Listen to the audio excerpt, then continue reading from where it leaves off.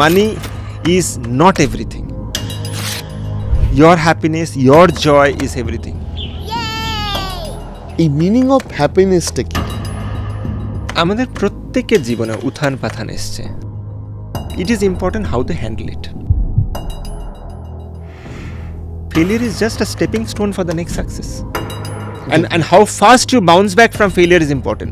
যে মানে আপনি মাথায় হাত দিয়ে বসে গেলেন যে আরে বাবা ফেল করে গেছেন, then there's no point. হ্যাপিনেসটা অনেকের জীবন থেকে চলে যাচ্ছে বা হয়তো আছে, সে খুঁজে পাচ্ছে না। অনেক লোক ভালোবাসে ওই স্ট্রাগল করতে, অনেক লোক ভালোবাসে দুঃখের মধ্যে থাকতে।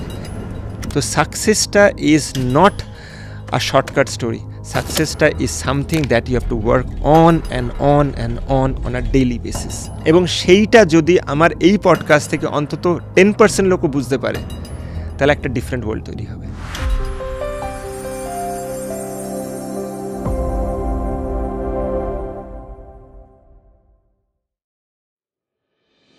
অসংখ্য ধন্যবাদ আমাদেরকে আরও একবার টাইম দেওয়ার জন্য, কারণ আপনার আগের যে এপিসোডটা ছিল সেখান থেকে আমরা অনেক অসাধারণ তথ্য জানতে পেরেছি। আর আজকেও আমাদের পুরো পডকাস্টের পরিবারের পক্ষ থেকে আমরা খুব এক্সাইটেড যে আজকেও আপনার থেকে দারুণ দারুণ বেশ কিছু তথ্য বা বিষয় আমরা জানতে পারবো। তো প্রথমেই আপনাকে জিজ্ঞাসা করব যে ধরুন আপনার একটা এত বড় গ্রুপের গ্রুপ সিইও হিসেবে আপনি দায়িত্ব পালন করছেন এবং আগেও আপনার একটা ভার্স্ট এক্সপিরিয়েন্স রয়েছে কর্পোরেট ওয়ার্ল্ডে, সেক্ষেত্রে আপনার জীবনেও প্রচুর কাজের চাপ থাকে। আজকের ডেটে ওয়ার্ক লাইফ ব্যালেন্স একটা খুব শক্ত কাজ হয়ে গেছে এবং বহু মানুষ টাইম ম্যানেজ না করার জন্য কিন্তু জীবনে অনেক মানসিক কষ্টে ভুগছেন। তাদের পরিবারকে হয় সঠিকভাবে সময় দেওয়া হয় না, নাহলে বন্ধুদের দেওয়া হয় না, নাহলে কাজকে দেওয়া হয় না, ইত্যাদি ইত্যাদি। এই টাইম ম্যানেজমেন্ট কি করে করা যায় বা আপনি কি করে করেন সেটা যদি একটু আমাদেরকে বলেন। অসংখ্য ধন্যবাদ।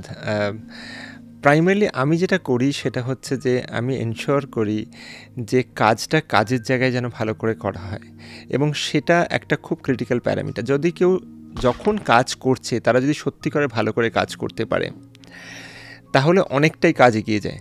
ফর এক্সাম্পল, আমি স্পেসিফিক্যালি আমার অ্যাভারেজ দিনে আমি 16 থেকে 17-18 ঘন্টা হয়েই যায় কাজ করতে করতে।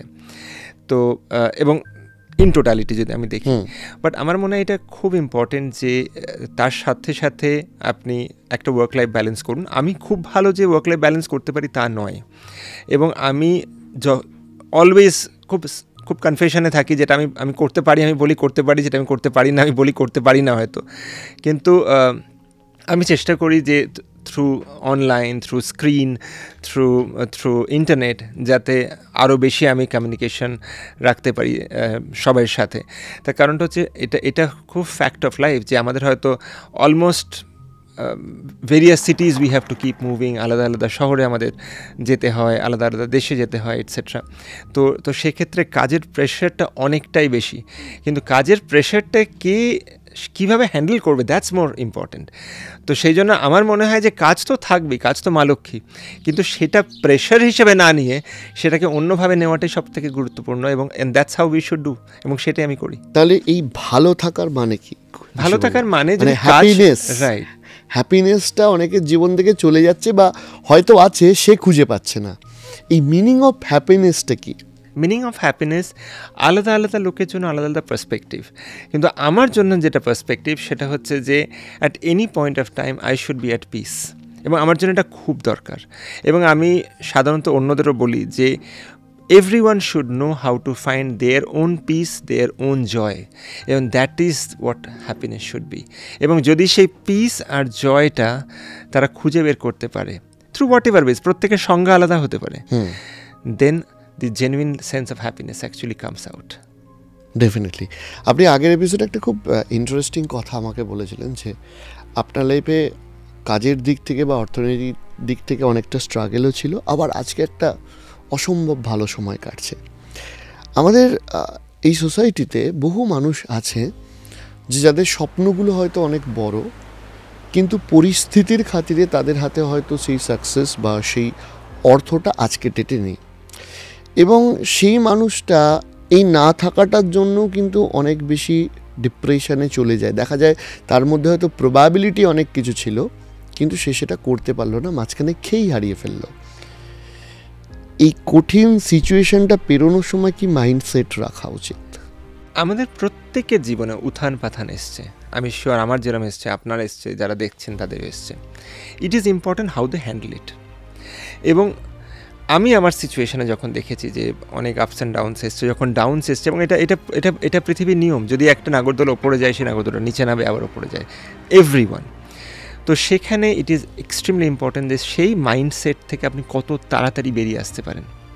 এবং এভরি প্যাটার্নে, যেমন আমি একটা জিনিস সবসময় বলি যখন আমরা কাজ করি, যে দেখবেন দুঃখে থাকাটাও কিন্তু একটা প্যাটার্ন, আনন্দে থাকাটাও একটা প্যাটার্ন।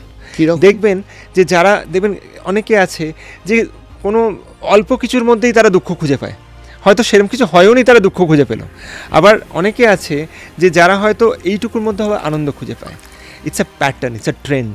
এবার যখন আমরা স্পেসিফিক্যালি কাউন্সিল করি, আমরা দেখি যে এই প্যাটার্নটাকে আমরা আইডেন্টিফাই করার চেষ্টা করি, যে যে ধরুন একই পরিস্থিতিতে 5টা মানুষ যদি থাকে, তারা 5 জন 5 রকমভাবে সিচুয়েশানটাকে নেবে।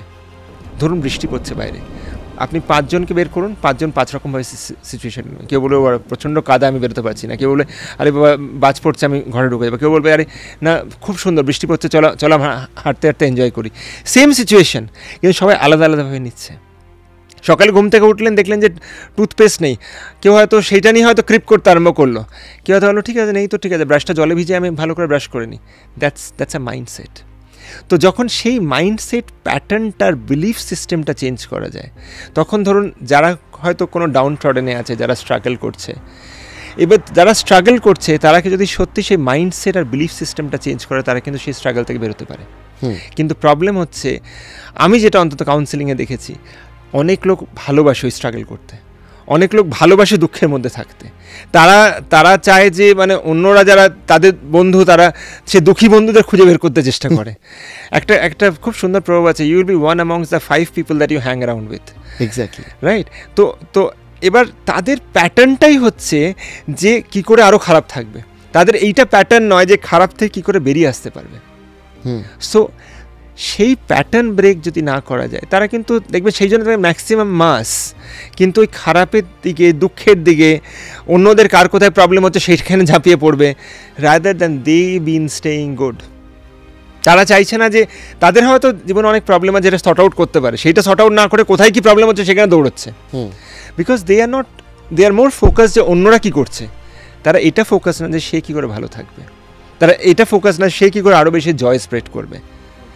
তো ওয়ান্স দিস মাইন্ডসেট চেঞ্জেস, তবেই কিন্তু সোসাইটিটা ভালো সোসাইটি তৈরি হবে। তা নাহলে ওই সেই কোথায় কী হচ্ছে সেখানে তারা দৌড়তে থাকবে, rather than thinking how they can improve the whole ecosystem. সে কী করে ভালো থাকতে পারবে? যে দৌড়চ্ছে সে কিন্তু ভালো আছে তা না, সে শুধু মাছের মতো দৌড়ে যাচ্ছে, লাইক হানিবি। তো ওয়ান্স দ্যাট চেঞ্জেস, তবেই সোসাইটি চেঞ্জ হবে। এবার আমি আপনাকে বলছি, সত্যজিৎ রায়ের একটা খুব বিখ্যাত লেখা হীরক রাজার দেশের, ওখানে গানের লাইনটা হচ্ছে যে যার ভাণ্ডারে, সম্ভবত গুপি গাইন বাঘা বাহিনের, যার ভাণ্ডারে রাশি রাশি সোনা দানা ঠাসা ঠাসি, যেন সেও সুখী নয় দুঃখ তারও হয়। বহু মানুষ মনে করেন যে মানিটাই আলটিমেট হ্যাপিনেস। যে আপনি তাদেরকে জিজ্ঞেস করুন যে খারাপ আছেন কেন, ভাই হাতে টাকা কড়ি নেই।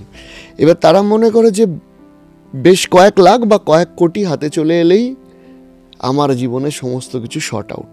তা মানি ডেফিনেটলি জীবনে হ্যাপিনেস আনতে সাহায্য করে, কিন্তু কতটা, আর হ্যাপিনেসের জন্য মানির ওপর ডিপেন্ডেন্ট হওয়াটাও কতটা ঠিক?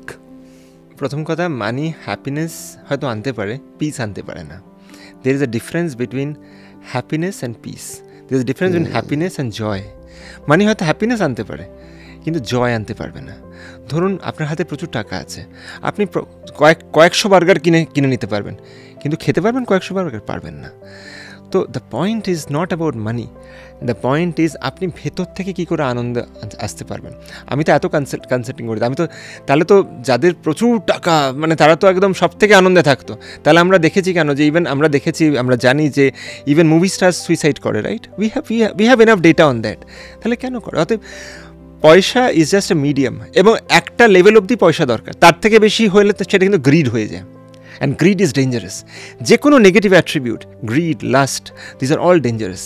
তো সেক্ষেত্রে পয়সা দরকার, কিন্তু পয়সা can not give you that joy, that cannot give you that peace. যদি আপনার লাইফের মোটো শুধু টু মেক মানি, তাহলে কিন্তু দেখবেন যে প্রচুর টাকা, কিন্তু সেই অর্ধেক রোগে চলে যাচ্ছে, অর্ধেক মেন্টাল অসুস্থতায় চলে যাচ্ছে, এটসেট্রা এটসেট্রা। কিন্তু if you work towards your inner peace, inner joy, inner ecstasy, তখন একটা ডিফারেন্ট ওয়ার্ল্ডে, তখন এটা ডিপেন্ডই করবে না আপনার কাছে কত টাকা আছে কত টাকা নেই, কারণ আপনি সব কিছুর মধ্যেই তো এক্সটেসি খুঁজে পাচ্ছেন। You always feel happy with whatever you get. বহু স্টুডেন্ট এবং গার্জেনরাও এই পডকাস্টটা দেখছে। আমরা ছোটোবেলায় গান শুনেছিলাম, লেখাপড়া করে যে গাড়ি ঘোড়া চড়ে সে। তো এই গাড়ি ঘোড়া চড়ানোর জন্য অনেক গার্জেন ছেলে মেয়েকে অসম্ভব প্রেশারের মধ্যে ফেলে দেন, এবং যখন তার ভালোভাবে বড় হওয়ার বয়স, এখন দেখছি বাচ্চারা ভোর 6টায় বেরোয়, রাত 12টার সময় ফেরে। হয়তো আপনাদের গ্রুপ সিইও হিসেবে যতটা টাইম স্পেন্ড করতে হয় অফিসে বা কাজের জন্য, ওটা স্কুল কলেজের জন্য, মানে কলেজ না, ইনফ্যাক্ট বেশিরভাগ স্কুল স্টুডেন্টরা স্কুলের জন্য অতটা টাইম স্পেন্ড করছে, এবং সেখানে গার্জেনদের একটা এক্সপেকটেশনের অসম্ভব প্রেশার। সেখান থেকেও বাচ্চাদের, যারা আমাদের 11, 12, 9, 10-এ পড়ছে, ইনফ্যাক্ট আমার পডকাস্ট 6-7-এর ছেলেমেয়েরা দেখেছে, তারাও এসে বলেছে যে তাদের অনেক কষ্ট হয় বাবা মাদের এই প্রেশারটা। তাহলে ভারতবর্ষের একজন এত বড় গ্রুপের সিইও হিসাবে যে বাচ্চাগুলো স্বপ্ন দেখছে আপনাদের মতো হওয়ার, তাদেরকে কি বলবেন? আর 2, যে বাবা মারা স্বপ্ন দেখছে যে আপনাদের মতো করে ছেলের বা মেয়েকে তৈরি করার, তাদেরকে আপনি কি বলবেন? দেখুন, আমি প্রত্যেক বাবা মাকে বলি যে এক্সপেকটেশন থাকা ভালো, কিন্তু এতটাও ভালো না যে আপনি তার শৈশবটাই কেড়ে নিচ্ছেন, এবং এটা খুব খুব ক্রিটিক্যাল ফ্যাক্টরস। এবং এই সিচুয়েশনে ফরগেট অ্যাবাউট ক্লাস 9, 10, 11, 12, একটা ক্লাস 5-এর বাচ্চাও বলে সে স্ট্রেসড, সে হয়তো ডিপ্রেশন মানেই জানে না, সে হয়তো বাবা মাকে শুনছে ডিপ্রেস বলতে, সেও হয়তো ডিপ্রেশন বলে ফেলছে।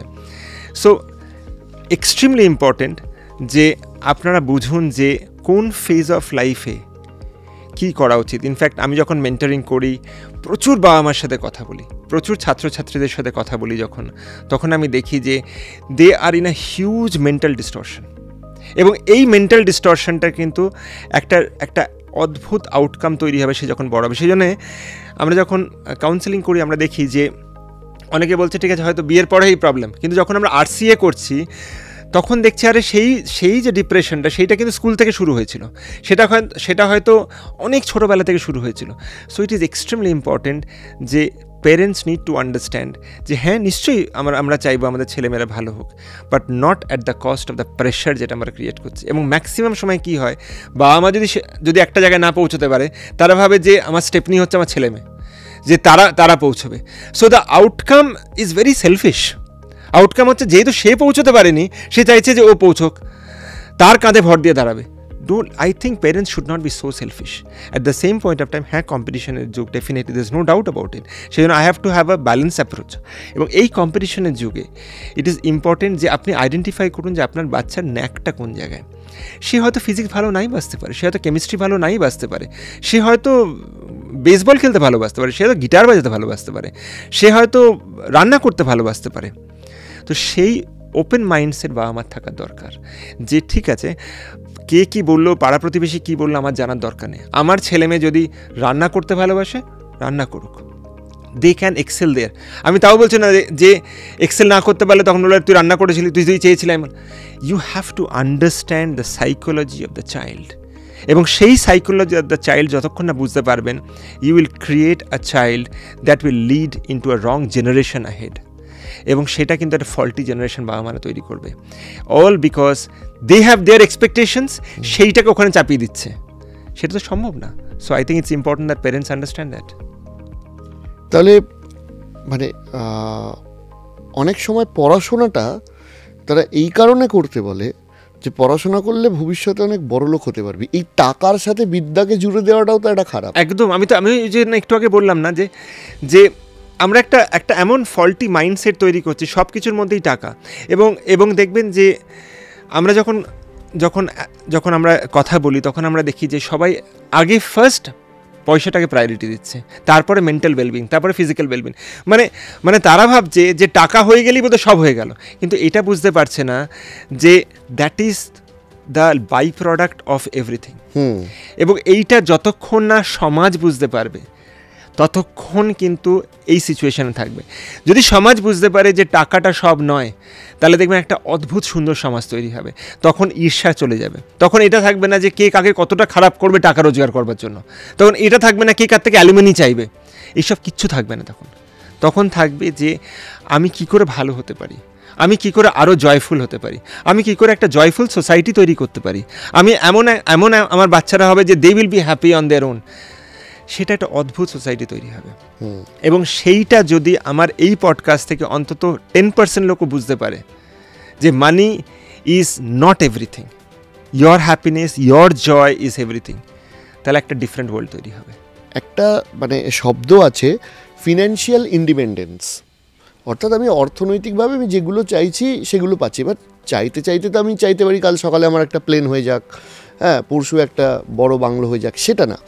ফাইন্যান্সিয়াল ইন্ডিপেন্ডেন্স এই শব্দটা কি করে আপনি ব্যাখ্যা করবেন? Financial independence first of all হচ্ছে যে কোনো কাউকে, সে ইয়াং বাচ্চাই হোক বয়স্কই হোক, দে হ্যাভ টু আন্ডারস্ট্যান্ড যে সত্যি যদি জেনুইনলি কেউ চায়, আমাদের দেশে এত বেশি অপরচুনিটি আছে যে they can be financially independent. আজ থেকে হয়তো 15 বছর আগে ইউটিউব এত সাকসেসফুল ছিল না, পডকাস্টটা এত সাকসেসফুল ছিল না, বাট টুডে দে আর। তো আমরা কি there is a way out to earn money in the right way. এবং সেটাই কিন্তু অনেকে চায় না। তারা চায় শর্টকাটে কী করে রোজগার করে নেব, তারা চায় যে অন্যকে খারাপ করে কী করে আমি রোজগার করে নেব, তারা চায় অন্যকে নিচে নামিয়ে আমি কী করে বড় লোক হব। That is not called financial independence. আপনি একজনকে নিচে নামিয়ে কত টাকা রোজগার করতে পারেন, আর রোজগার করে সেই টাকাটা কতদিন রাখতে পারবেন। কারোর খারাপ করে আপনি ধরুন টাকা তার থেকে নিলেন, সেই টাকাটা আপনি কতদিন খাবেন। তার থেকে যদি নিজে খাটেন, নিজে দেখেন যে আরও ভালো কোন আমি অ্যাভিনিউতে আমি পয়সা রোজগার করতে পারবো, আপনি হয়তো ধীরে ধীরে গ্রো করবেন, কিন্তু গ্রো তো করবেন। So there you will build a great financial independence in the right way. It is very very important. আমরা প্রত্যেককে বলি যে নিশ্চয়ই পয়সা দরকার, but earn in the right way. কাউকে নিচে নামিয়ে আপনি বড় লোক হবেন, that is not the right way. এবার এই যে আপনি বলছেন যে আরেকজনকে নামিয়ে আমি বড় হওয়ার চেষ্টা করছি, এগুলোতে কি হচ্ছে? এগুলো শুধু যে অপরিচিতদের সাথে হচ্ছে সেটা না, অনেক মানুষ পরিচিতদের সাথেও কিন্তু এটা করে একদম। এবার তাহলে আজকের ডেটে আমরা আমাদের চাহিদা অনুযায়ী আমাদের এই যে সম্পর্ক, সোশ্যাল কানেকশান, আজকে দেখবেন যে অনেক সময় দেখা যাচ্ছে যে একটা ঘরে মানে আগেকার দিনে আমাদের ছোটোবেলাতে আপনি আমি কাছাকাছি জায়গায় বড় হওয়া মানুষ, সেখানে যখন ক্লাবে আমরা যেতাম সবাই সবার সাথে গল্প করছে, ক্যারাম খেলছে। আজকের ডেটে কোনো ক্লাবে, পাড়ার ক্লাবে যদি যাওয়া যায়, আছে 10টা ছেলে, কেউ কারোর সাথে কথা বলছে না, সবাই মোবাইল নিয়ে ঘাঁটছে। তাহলে আমাদের জীবনে মানুষের এই সোশ্যাল কানেকশান, একে অপরের সাথে সম্পর্ক, এটা কতটা দামি জীবনের জন্য? দেখুন, সম্পর্ক তো ডেফিনেটলি খুব খুব দামি, কিন্তু with the change of the environment of the world আমার মনে হয় যে everyone should try to work hard. আমি যেটা প্রত্যেককে বলি যে আপনারা যতটা পারবেন work hard to earn money, work hard to do the right things in life. এবং এই যে ধরুন ক্লাবের কথা বললাম, এই ক্লাবে ধরুন 4টে ছেলে আছে যে কিচ্ছু করতে চায় না, সে চায় শুধু ক্লাবেই থাকুক। আর 6টা ছেলে আছে, তার মধ্যে আবার 2টো ছেলে আছে তারা ভাবছে যে ঠিক আছে করলেও হয় না করলেও হয়। তার মধ্যে 2টো ছেলে আছে যারা খুব পরিশ্রমী। এই যে 2টো ছেলে আছে যে খুব পরিশ্রমী, অ্যাটলিস্ট এরা যদি এই বাকিদের ইনফ্লুয়েন্স করতে পারে অন দ্য রাইট ডিরেকশন, আমার প্রত্যেক কটা স্টেটমেন্টের মধ্যে আছে রাইট ডিরেকশন, যাতে তারাও সেই পরিশ্রমী হয়। এবং যদি আমরা সবাই এরমভাবে পরিশ্রম করতে থাকি না, তাহলে we will become a topmost country in the world. আমি বারবার বলছি, শর্টকাটে রোজগার করে, শর্টকাটে কে কোথায় কী করছে, আমি দেখছি যে ওই লোকটা বড় লোক হয়ে যাচ্ছে, আমি তার থেকে টাকা চাইছি। আরে তার থেকে টাকা না চাই তুমিও খাটো, তুমিও বড় লোক হতে পারবে, তুমিও ফাইন্যান্সিয়াল স্টেবিলিটি আনতে পারবে, তোমার মধ্যেও অনেক ভালো জিনিস আসতে পারবে। কিন্তু আমরা সেটা করছি না। যারা নর্মাল সাধারণ মানুষরা তারা করছে কি, তারা ঈর্ষায় পৌঁছে যাচ্ছে, they are getting into a jealousy mode. আরে ওর কাছে এত কেন পয়সা রয়েছে, ওর এত কটা গাড়ি কেন আছে, ওর বাড়ি কেন আছে। আরে ব্যাকগ্রাউন্ডটা দেখুন যে ও কতটা খাটছে তার জন্য। আপনি যদি সেইভাবে খাটতে আরম্ভ করেন, আপনি হয়তো 10 বছর পরে ওই জায়গায় পৌঁছবেন, কিন্তু সেটা আপনি চাইছেন না। আপনি ভাবছেন যে ওর থেকে কীভাবে আমি সাক করতে পারি। That's not the right way. The right way is যে আপনি কি সেই অনুপাতে খাটছেন। আর আমি ধরে নিচ্ছি আপনি বলবেন যে আমি খেটেছি, 10টা ভেঞ্চার আপনার ফেল হয়েছে, হয়তো 11টায় সাকসেস পাবেন। কতবার আপনি চেষ্টা করেছেন? That's the point. How many times have you failed and you have came back? হয়তো আপনি 2টো 3টে 4টের পর আপনার ধুর বাবা কিছু হচ্ছে না। আরে ভগবান এতবার ফেল করেছে, আপনি চেষ্টা করবেন আরও বেশিবার। আমরা KFC থেকে ম্যাকডোনাল্ড সবাই আমরা কেস স্টাডি পড়ি। তাহলে আমরা যদি সেই লেভেলে চেষ্টা না করি, আমরা কি করে সাকসেস পাবো? তো সাকসেসটা is not a shortcut story. সাকসেসটা is something that you have to work on and on and on a daily basis. কেউ একজন কোনো একটা ক্রিকেটার একবার বা দুবার যদি সেঞ্চুরি করে, তারপরে যদি খারাপ পারফর্ম করে, আপনারাই তাকে খারাপ বলবেন। কিন্তু যদি সে কন্টিনিউয়াসলি প্র্যাকটিস করতে থাকে, the probability of success increases. আমি বলছি না they will be successful, but the probability of success increases, এবং সেটা দরকার। ডেফিনেটলি। তাহলে এখানে একটা খুব ইন্টারেস্টিং প্রশ্ন আমার মাথায় আসছে, সেটা হচ্ছে যে ধরুন বহু মানুষ তাদের কাছে সোকল্ড বিজনেস এডুকেশনটা নেই, ধরুন সে MBA BBA এগুলো করেনি, বিজনেস স্কুলে পড়েনি, ছোট ছোট দোকান করেছেন। আমার সাথে বহু মানুষ এরকম প্রতিদিন আলাপ হয়। কারোর হয়তো একটা ছোটো এগরোলের দোকান, কারোর মিষ্টির দোকান, সে বড় করতে চায়। এবং সে যখন বড় করতে পারে না, তার প্রথমেই মনে হয় যে আমি এই এডুকেশনগুলো করিনি বলে আমি পারছি না। কিন্তু আজকের ডেটে ইউটিউব হোক বা ডিজিটাল মাধ্যম হোক, ইনফরমেশনের আমার মনে হয় না খুব একটা অভাব আছে কেউ যদি খুঁজতে চায়। তো আপনি একটা এত বড় গ্রুপের CEO হিসেবে রয়েছেন এবং অলরেডি অনেকগুলো কোম্পানিতে কাজ করেছেন। আপনার এই কোম্পানিগুলো, যে কোম্পানিগুলো কয়েক হাজার কোটি টাকা ম্যানেজ করছে, তাদেরকে কাছ থেকে দেখার একটা অভিজ্ঞতা রয়েছে এবং পরিচালনা করারও অভিজ্ঞতা রয়েছে। আমি আপনাকে জিজ্ঞাসা করব যে সেই মানুষগুলো, প্রান্তিক লোকগুলো যারা ব্যবসা বড় করতে চায়, আজকে ছোট ব্যবসা, গুড কোয়ালিটি, লোকাল রেপুটেশন রয়েছে পাড়ায় বা শহরে, গোটা দেশে ছড়াতে চায়, তাদের জন্য বেসিক কি ভাবনা চিন্তাগুলো প্রথমে আসা দরকার? আমি এরকম অনেক ছোট ব্যবসাদারদের সাথে কথা বলি অ্যান্ড চেষ্টা করি গাইড করতে যে তারা কি করে স্কেল আপ করবে। এটা দরকার নয় যে আপনি MBA করেছেন MBA করেননি, এটা দরকার না যে আপনি হার্ভার্ড বা স্ট্যানফোর্ড থেকে পড়াশোনা করেছেন না করেননি। এটা দরকার যে আপনার ভিশনটা কত বড়। মোস্ট অফ দ্য টাইম আমি যেটা দেখেছি যখন আমি কাউন্সেলিং করি, আমি দেখি তাদের ভিশনটাই খুব ছোট, তাদের হরাইজন অফ থটটা খুব ছোট। সেই জন্য দে আর রিচিং টু আ লেভেল, তারপরে উঠতে পারছে না। দ্বিতীয়ত, একটা বড় ফ্যাক্টর যেটা আমি দেখেছি যখন আমি এরকম এন্টারপ্রেনিয়ারদের সাথে কাজ করি, যে তারা রিস্ক নিতে ভয় পায়। এবং এই রিস্ক অ্যাপটিটিউডটা তাদের মধ্যে ভীষণ ভীষণ কম। তারা ফেল করতে ভয় পায়, হয়তো বিভিন্ন কারণে ভয় পায়, হয়তো তাদের আগের এক্সপিরিয়েন্স আছে, and we need to respect that also. কিন্তু যদি রিস্ক অ্যাপটিটিউড একটা খুব স্ট্রং থাকে এবং একটা লার্জার ভিশন থাকে, আমরা সবসময় চেষ্টা করি যে তাদেরকে হ্যান্ড হোল্ড করে গাইড করতে, যে তারা কি করে নেক্সট লেভেল অফ মুভ নিতে পারবে, তারা কি করে বড় হতে পারবে। কিন্তু বড় হওয়ার জন্য ফার্স্ট যেটা দরকার সেটা হচ্ছে have a very large vision and then work towards it. অনেকে ভাবে যে থাক পরে ভাববো, থাক 3 মাস পরে করব, 6 মাস পরে করব। যতক্ষণ না সে হাঙ্গার অফ বিজনেস হবে ততক্ষণ কিন্তু এগোবে না। একটা বড় ব্যবসাদার হওয়ার জন্য কিন্তু you have to be hungry every single day. You cannot be satisfied. If you are not hungry, you can never be a big businessman. You cannot be an entrepreneur. আপনি হয়তো পয়সা রোজগার করতে পারবেন, but you cannot be an entrepreneur. There is a difference between a businessman and an entrepreneur. একটু ব্যাখ্যা করুন। Businessman, আপনি বিজনেস করছেন, আপনি শুধু টাকা রোজগার করছেন। আর entrepreneur is someone who builds a corporation, someone who builds a great organization. They are called entrepreneurs. তো it is extremely important যে সেই হাঙ্গারটা থাকবে এবং সেই হাঙ্গারটার জন্য সে যা ইচ্ছা করবে। আমি যখন কাউন্সেলিং করি আমি চেক করি অনেক সময় যে কারোর মধ্যে সেই হাঙ্গারটা আছে কিনা। কেউ হয়তো অ্যাপ্রোচ করলো আমাকে, আমি আমার টিমকে বলি ঠিক আছে তুমি রেসপন্ড করো না, দেখো তার মধ্যে হাঙ্গারটা আছে কিনা। সে কতবার তোমাকে অ্যাপ্রোচ করছে যে না আমি সত্যি হেল্প চাই এই বিজনেসটা বড় করবার জন্য। যে 1 বছর সে কি ওয়েট করতে রাজি, 2 বছর সে কি ওয়েট করতে রাজি, নাকি 1 মাস ফলো আপ করে বললো দূর বাবা দরকার নেই। তার মানে কি তার মধ্যে সে হাঙ্গারটা ছিলই না। তো this are trigger factors for you to understand যে কেউ কি সত্যি বড় হতে চাইছে, না it's a very short term joke? Definitely. এবার আরেকটা বিষয় আসি, সেটা হচ্ছে যে ধরুন বাংলা একটা কথা আছে যে ছেঁড়া কাতায় শুয়ে লাখ টাকার গল্প। আমরা শুধু স্বপ্ন দেখতে ভয় পাই না, কেউ যদি স্বপ্ন দেখে তাকে ডিমোটিভেট করার জন্য যা যা করণীয় মোটামুটি আমাদের আশপাশে প্রচুর লোকজন আছে সেটা করে। যে মানুষটা স্বপ্ন দেখছে সে কিন্তু অনেক সময় এই সূত্রে স্বপ্ন হারিয়ে ফেলে। এই আপনি যে বললেন না ভিশনটা খুব জরুরি, তাহলে স্বপ্নটা কতটা জরুরি জীবনে সাকসেসফুল হওয়ার জন্য? স্বপ্ন articulated with goal is extremely important. The dream articulated with goal. Dream may not have a target date, but the goal is time bound.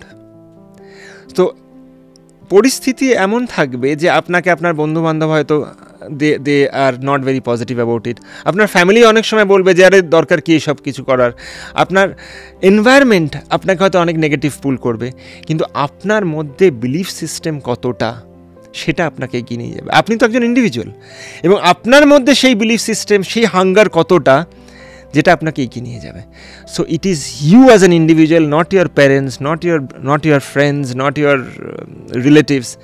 আপনার মধ্যে সেই হাঙ্গারটা কতটা, সেইটা কিন্তু একজনকে এগিয়ে নিয়ে যাবে সেই লেভেলে উঠবার জন্য। তাহলে আপনি আমাকে একটা কথা বলুন যে অনেক সময় তো এগোতে গিয়ে আপনি যেটা বলছিলেন যে অনেকের হয়তো অনেক কারণ আছে যে আগে ফেল করেছিল তাই আজকে এগোতে ভয় পায়। এই ফেলিওরটা হ্যান্ডেল করার উপায়টা কি? আমি সবসময় বলে থাকি যে আপনারা সকলে চেষ্টা করবেন ভালো কোনো মেন্টরকে যদি অলওয়েজ পান, ইটস ভেরি ভেরি ইম্পর্টেন্ট। কারণটা হচ্ছে যে আমরা ক্রিকেট থেকে শুরু করে বলিউড সব জায়গাতেই দেখেছি যে people usually have very good coach আর mentors because they have their own experiences to handle different situations. যদি কখনো ফেলিয়ার আসেও, take it just as a learning for you and you should not be scared about failure. যদি scared about failure হয় তাহলে জীবনে এগিয়ে লাভ নেই। A boat is always safest at the harbour, a boat should not go out in the rough C. তো it is important that you need to know how to handle failure. এবং একটা critical parameter of handling failure is that the learning that you get in how to handle failure. আমি recently একটা TEDx আমি কথা বলছিলাম যেখানে I explain how to handle failure in totality. যে failure তো আসবেই, ফেলিয়ার না এলে সাকসেস কোথা থেকে আসবে? অতএব failure is just a stepping stone for the next success. and how fast you bounce back from failure is important. যে মানে আপনি মাথায় হাত দিয়ে বসে গেলেন যে আরে বাবা ফেল করে গেছেন, then there's no point. কি ভুল হয়েছিল আমার, কি ভুল হয়েছিল, হাউ ইউ ক্যান রেকটিফাই। কারণটা হচ্ছে on the journey of success you will have hundreds and thousands of people যারা আপনাকে পুল ডাউন করার চেষ্টা করবে। এবং কারা পুল ডাউন করবে? কারণ আপনি সাকসেসফুল হতে চাইছেন, তবেই তো পুল ডাউন করছে। আপনি যদি সাকসেসফুল না হন, লোকে আপনাকে পুষবেও না। No one kicks a dead dog, right? So যেহেতু আপনি সাকসেসফুল হতে চাইছেন, সেই জন্য people are trying to pull you down. And at the same point of time, as much possible, try to be with the good association of people. সবসময় সম্ভব হয় না, I agree, but যতটা সম্ভব হয় try to be with the good association of people, যাতে at least you know that your energy is very positive. এটা তো গেল বিজনেসের কথা বা এন্টারপ্রেনিয়রশিপের কথা। একটা মানুষের নিজস্ব উত্থান মানে নিজের ভালো থাকা, পার্সোনাল গ্রোথ, সেটা সে কীভাবে করবে? খুব ইম্পর্টেন্ট হচ্ছে নিজে দেখুন আপনি কি চান, ভেরি ভেরি ইম্পর্টেন্ট। নিজের মধ্যে ক্ল্যারিটি আনতে হবে। ম্যাক্সিমাম লোকে নিজের মধ্যে ক্ল্যারিটি থাকে না, তার they just run with the crowd. যে ক্রাউড কী করছে they are just running on the, যে মোবাইলে কী দেখতে হবে they are running with the crowd. যে কোথায় কী সিনেমা হচ্ছে, কোথায় কোথায় মিছিল হচ্ছে, কোথায় যেতে হবে, they are running in the crowd. That's not what is important. What is important is that how much you have self analysed so that you can build a nice good life. এই লাইফটা আমরা অনেক কষ্টে পেয়েছি and we need to respect this life, and it is extremely important that we know how to respect this life. এই লাইফটা যখন আপনি কন্টিনিউ করবেন তখন it is very important how you navigate this life. একটা বড় critical parameter to navigate this life is that you will do as much good possible for others. যেটা আমি অন্তত বিলিভ করি, যতটা পসিবল সবার জন্য ভালো করব। আমার যতটুকু লিমিট, আমার মতো প্রত্যেকেরই কিছু না কিছু লিমিট থাকে, এবং সেই লিমিটে যদি আপনি এভরি সিঙ্গল ডে আপনি একটাই মন্ত্র রাখেন যে আজকে আমি কতটা ভালো করতে পেরেছি, আজকে আমি কাউকে ক্ষতি করব না। আমি ব্যক্তিগতভাবে যেটা বিলিভ করি সেটা হচ্ছে যে every day I have to do whatever good work that is possible. আর আমি লিখে রাখি জার্নালে যে আমি কী কী ভালো কাজ করেছি আজকে, যাতে আমি 10 বছর পরও দেখতে পারি। 1, 2 আমি যেটা বিলিভ করি যে I will not harm others, কাউকে আমি খারাপ করব না। যদি সেই ট্রিগার ফ্যাক্টরটা মাথায় থাকে যে এইটা করলে হয়তো কারোর খারাপ হতে পারে, আমি রিপিট করছি ফর পিপলস আন্ডারস্ট্যান্ডিং, যে যদি সেই ট্রিগার ফ্যাক্টর থাকে যে এইটা করলে কারোর খারাপ হতে পারে, এইটা করলে হয়তো কারোর জন্য ঠিক নয়, you should never ever attempt to do that. যদি এই বেসিক জিনিসগুলো আমরা মাথায় রাখি না, all of us will be happy, and at the end of the, trust me, the bottom line is রাত্রিবেলা শান্তিতে ঘুমোতে পারছেন কিনা। যদি এই শান্তিতে কেউ ঘুমোতে পারেন, ইনসমনিয়া না হয়, তাহলে দেখবেন you lead a fantastic life.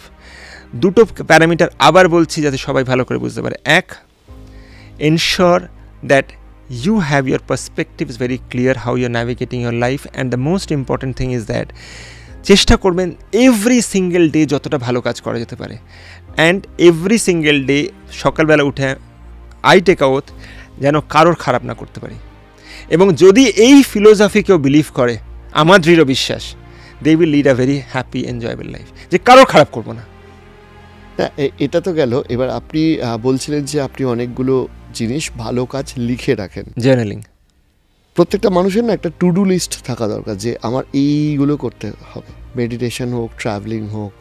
কিন্তু সমস্যা যেটা হয় সেটা হচ্ছে এই চাকরি, প্রেশার, এই সমস্ত করে, ধরুন একটা মানুষের রবিবার ছুটি, সেই মানুষটা কি করে গোটা সপ্তাহ কাজ করলো, রবিবার সে বন্ধুদের সাথে 1-8 ঘন্টা ঘুরে চলে এসে আলটিমেটলি আবার ঘরে শুয়ে শুয়ে মোবাইল ঘাঁটছে। মানসিক স্বাস্থ্য, শারীরিক স্বাস্থ্য, পারিবারিক জীবন সবটা তার নষ্ট। আবার কারণ রবিবার স্ক্রল করার পর আবার সোমবার থেকে তাকে জয়েন করতে হচ্ছে।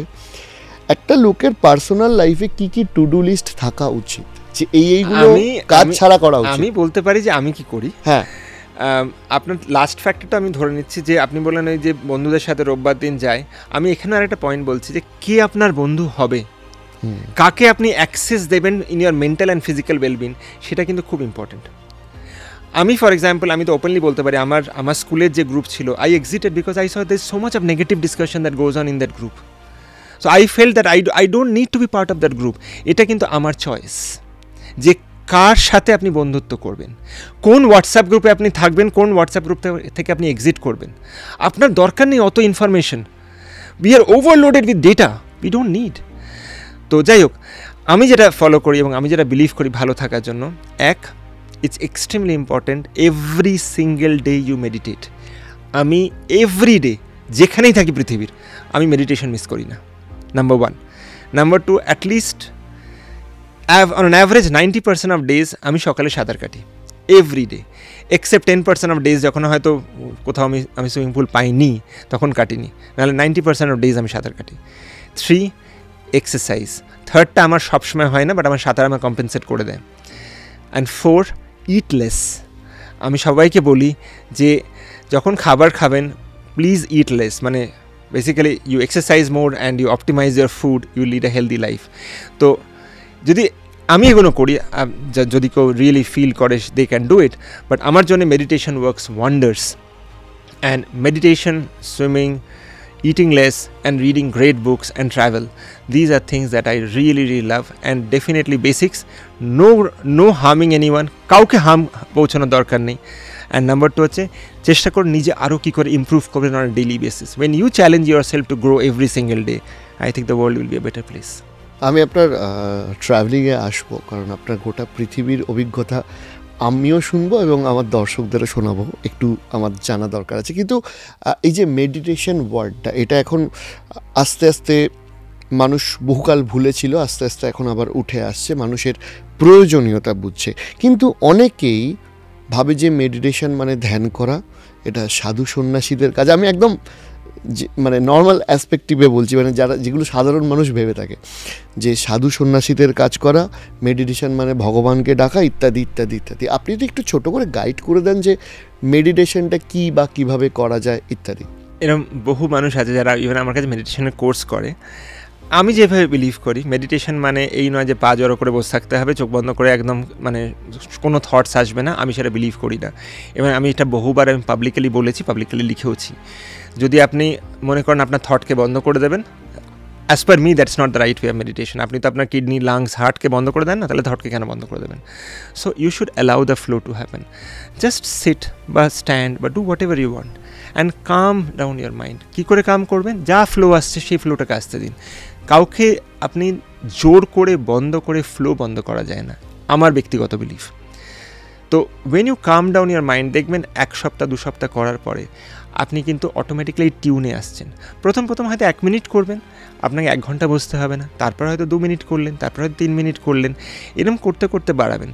যদি সত্যি করে আপনি এটা ডেলি প্র্যাকটিস করেন, আবার বললাম যে ওই অনেকে করে 1 মাস 2 মাস নিয়ে ছেড়ে দেয়, তাতে কিছু লাভ হয় না। যদি সত্যি করে কেউ ডেলি প্র্যাকটিস করে, তার মধ্যে ক্ল্যারিটি অফ থটটা অনেক বেটার আসে, তার মধ্যে কামনেস অফ মাইন্ডটা অনেক better, how to handle a situation অনেক বেটার আসে, how to speak to people অনেক বেটার আসে।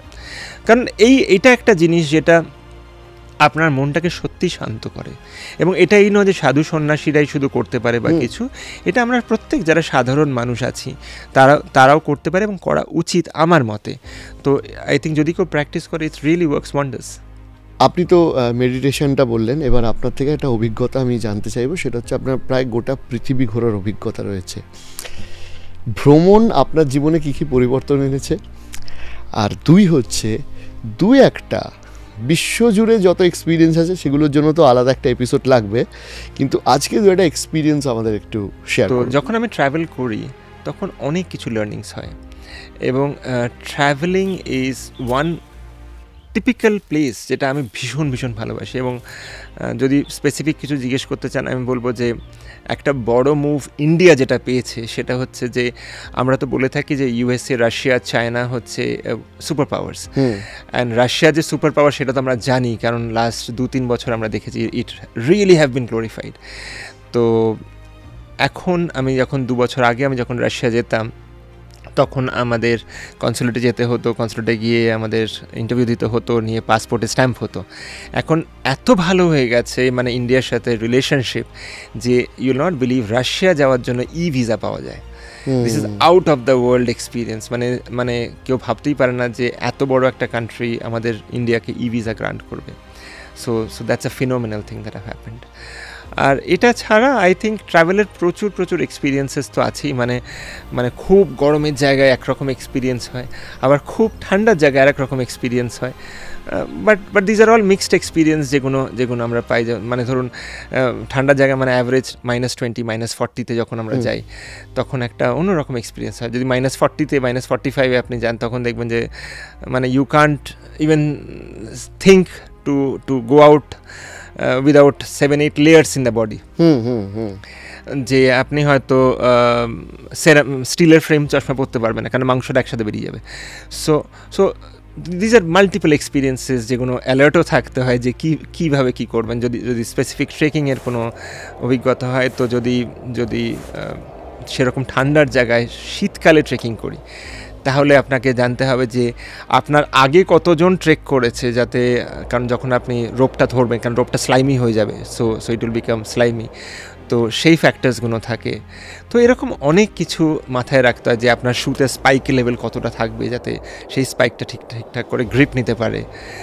তো আমার মনে হয় অভিজ্ঞতা তো প্রচুর আছে, তো ইট অল ডিপেন্ডস যে কী বলবো আর কি। তবে গোটা পৃথিবীতে আপনি তো দীর্ঘদিন ধরে বিদেশ যাচ্ছেন, আপনাকে ফাইনাল প্রশ্ন করব, আজ থেকে 10 বছর আগে পৃথিবীর চোখে ভারত আর আজকে পৃথিবীর চোখে ভারত, আপনি কি কোনো পরিবর্তন দেখতে পাচ্ছেন? আমি এখন যেটা দেখছি সেটা আমি যেটা বলছিলাম যে অ্যাকসেপ্টেন্স অফ ইন্ডিয়ান পাসপোর্ট অনেকটা বেড়ে গেছে। যেমন ধরুন আমি যেটা বললাম, একটা সিম্পল এক্সাম্পল, যে আমি হয়তো বিগত 2 বছরে আমি হয়তো 6 থেকে 7 বার হয়তো রাশিয়া গেছি। তো আমি দেখেছি যে অ্যাকসেপ্টেন্স অফ ইন্ডিয়ানস অনেক বেটার হয়েছে, বা অন্যান্য কান্ট্রিতে। আমি রিসেন্টলি ফিনল্যান্ডে ছিলাম, তো ফিনল্যান্ডেও আমি দেখেছিলাম যে অ্যাকসেপ্টেন্স অফ ইন্ডিয়ানস অনেকটা বেড়েছে। তো আমার মনে হয় we are improving in that acceptance, but Miles to go, মানে ফার হেড। তো মানে ওই গ্যাপটা অনেকটা বেশি। হ্যাঁ, তো সেটা আছে। নাগরিকদের গোটা পৃথিবীর বুকে আমাদের প্রিয় দেশকে তুলে ধরার জন্য কি করা উচিত? ফাইনাল আপনার কাছে এইটুকু আজকে জানতে চাই। আমার মনে হয় যে ইন্ডিয়া একটা জায়গায় এগোচ্ছে, বাট ইন্ডিয়ার এডুকেশন সিস্টেম অ্যান্ড ইন্ডিয়ার overall health care system and the way how India need to grow, সেটাকে অনেকটাই বেশি কাজ করা দরকার। আমার মনে হয় যে প্রত্যেকটা মানুষ, প্রত্যেকটা নাগরিক, they should be given such amount of education যে তারা দেশের কথা ভাবে, তারা নিজেদের কথা ভাবে, তারা নিজেদের ওয়েলবিংয়ের কথা ভাবে, যাতে in turn the country also grows bigger. আমাদের এমন দেশ করা দরকার নেই যেখানে আমরা ছুটবো যে কার কী প্রবলেম হয়েছে, কোথায় কি মিছিল করতে হবে, কোথায় কি। We don't need that. We need যে how can each one of us contribute for a better world, how each one of us can contribute for a better India, how each one of us can contribute for a better family, how each one of us can contribute for a better locality. যদি আমরা এইভাবে কাজ করি না, দেখবেন আমাদের একটা locality ভালো তৈরি হবে, আমাদের একটা দেশ ভালো তৈরি হবে, আমাদের একটা মহল্লা ভালো তৈরি হবে, আমাদের ইন্ডিয়া ভালো তৈরি হবে। তো সেই জন্য আমি সব সময় প্রত্যেককে বলি যে Indian education system should go to that level, যে চিন্তাধারাটা, সেই চিন্তাধারাটা should get into a positive pragmatic line, এবং সেই পজিটিভ প্র্যাগম্যাটিক লাইন এমন একটা চিন্তাধারা তৈরি করবে যেটা এতটাই সুন্দর হবে যে আমরা এভরিডে চিন্তা করব how can I contribute for a better world.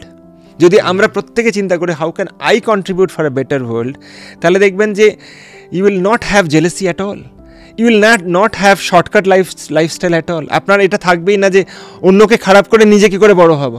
All those things will get finished, and that is what we should all work, যাতে আমরা খুব সুন্দর একটা দেশ তৈরি করতে পারি, যাতে নেক্সট জেনারেশন, নেক্সট প্রজন্ম একটা দারুণ তৈরি হতে পারে, যাতে আমরা সবাই এক হয়ে এমন একটা দেশ তৈরি করতে পারি যে ওয়ার্ল্ডের ম্যাপে দে উইল সে যে না, Finland is not the happiest country, it's India which is the happiest country. অসাধারণ। এই স্বপ্ন নিয়েই আমরা এগিয়ে চলেছি। আপনার মতো মানুষরাও দেশকে এগিয়ে নিয়ে যাচ্ছেন এবং আমরা সবাই চেষ্টা করছি। তবে আপনার অনেক তাড়া আছে আপনি বলেছিলেন, তবে আজকে আরও একবার আপনাকে ধন্যবাদ জানাচ্ছি আসার জন্য। যে বিষয়গুলো আপনি বললেন, বিশেষ করে তার মধ্যে এই যে ট্রাভেলিং, সেটা নিয়ে কিন্তু আপনাকে আরও একদিন পরে সময় করে আমাদের সময় দিতে হবে। আজকের জন্য অসাধারণ লাগলো, আর অসংখ্য ধন্যবাদ আপনাদের আমাদের এই এপিসোডটি দেখার জন্য।